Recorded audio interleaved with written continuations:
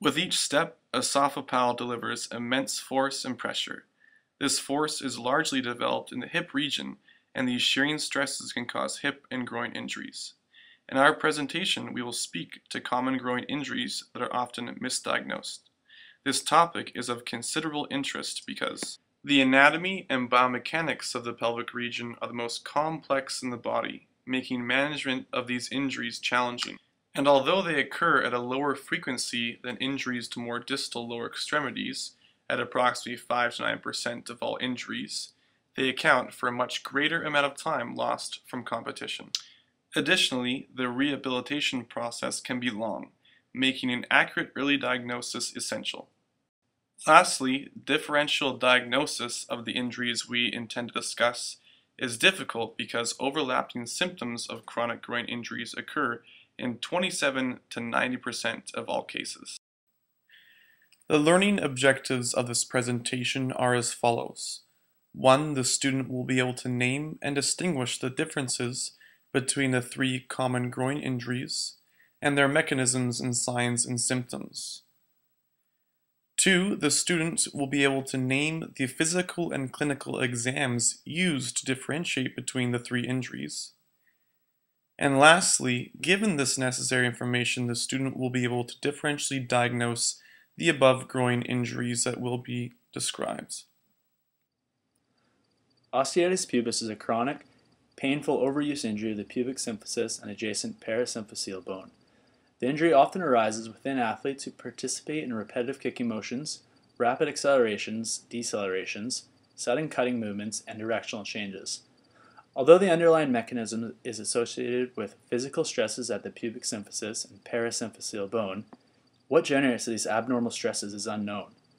However, there are several theories that attempt to speculate the etiology that potentially caused this injury. The first theory looks at the relationship between the adductor muscles and the rectus abdominal muscles. Both muscles act in opposition and produce antagonistic forces to stabilize the pubic symphysis. Therefore, any muscle imbalance between the two could result in joint instability within the pelvis. Another reviewed cause includes the reduction of the hip internal rotation, which could create greater shear forces on the pubic symphysis. Also, any apparent SI dysfunction or instability at the SI joint may be translated through the pelvic bones to the pubic symphysis, which will result in increased stress to the joint.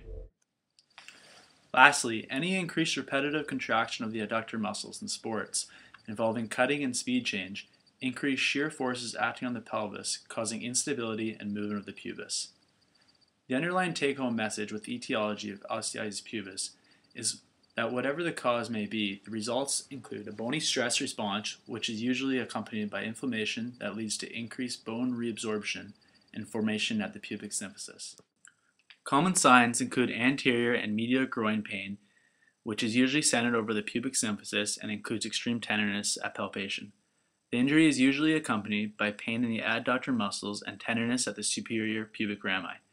Symptoms can present unilaterally or bilaterally, and the pain is aggravated by running, cutting, hip adduction, and eccentric loading to the rectus abdominal muscles. Other physical responses could include reduced hip range of motion, SI dysfunction, weakness in adductor and abductor muscles, and in severe cases, a waddling gait.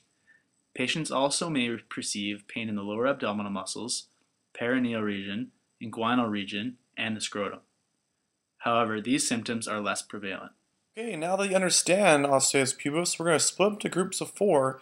I'm going to assign you a sports, and I want you to describe how osteitis pubis may be a risk factor in that sport and explain the movements or mechanisms that could possibly cause this injury.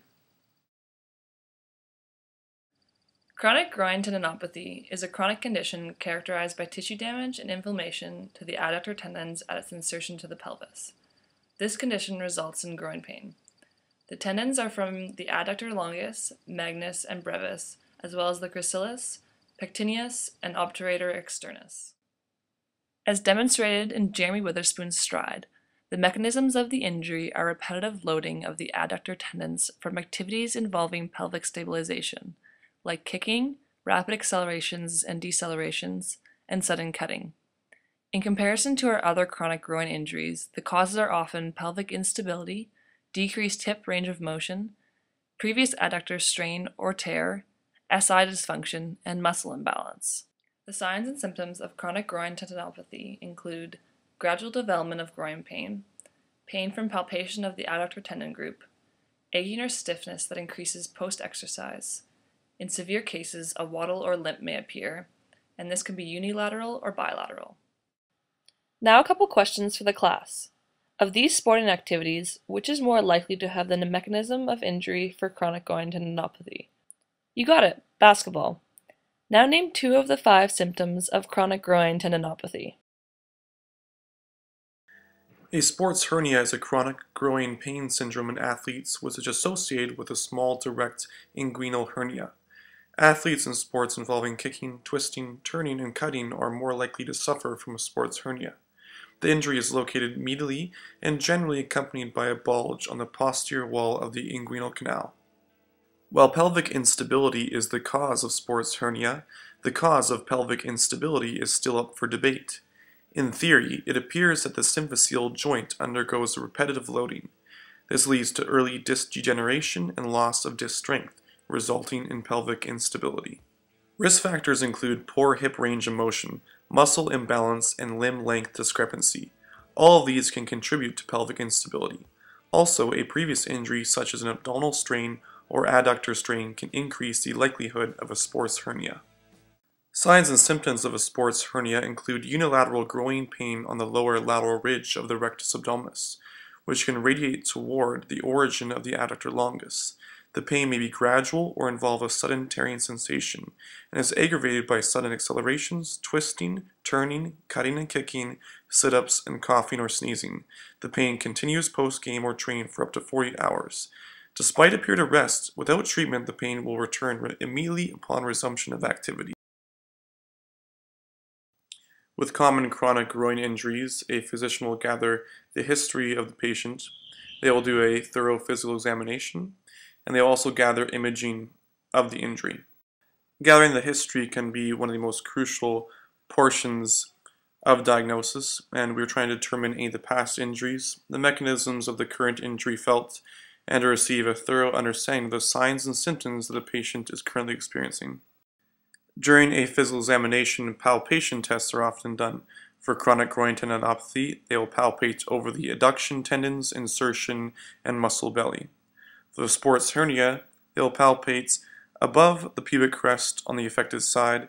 They also palpate to determine if there is a subtle bulge in the skin surface or contour over the affected inguinal region. For the osteoitis pubis, they will palpate over the pubic symphysis. For all of these, they will determine if there is any tenderness. Tenderness will determine if it's a positive test or not. In addition to palpation testing, each of the 3 injuries will be positive to pain during adduction squeeze test. In addition, the sit-up test will be used to test sport hernia, as well as a pubic spring test to test for the pain of compression of the pubic rami. Chronic groin tendinopathy will use imaging such as the MRI, which may be useful to show inflammation of the adductor tendon, muscle belly, or insertion. It will also show any tearing that is present. Additionally, if any tearing of the tissue is present, this will be visible on ultrasound. Imaging will be used for determining a sports hernia. Imaging such as the bone scan will eliminate suspicion of osteoitis pubis, will also give any idea of hip pathology and any leg length discrepancy. An ultrasound can be administered while the subject undergoes abdominal strain, such as Valsalva maneuver or a sit-up. An MRI can be used to rule out adductor tendinopathy and osteoitis pubis. It will also show the presence of a sports hernia. A bone scan can determine osteoitis pubis.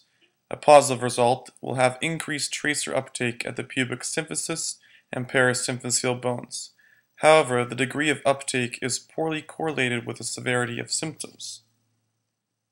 Therefore, the imaging of choice is the MRI for diagnosis of osteoitis pubis. A positive result will have bone marrow edema and fluid within the pubic symphysis. Thank you for your attention. Please open your books. We will have a small informal quiz that will go over the key points and learning objectives of this presentation.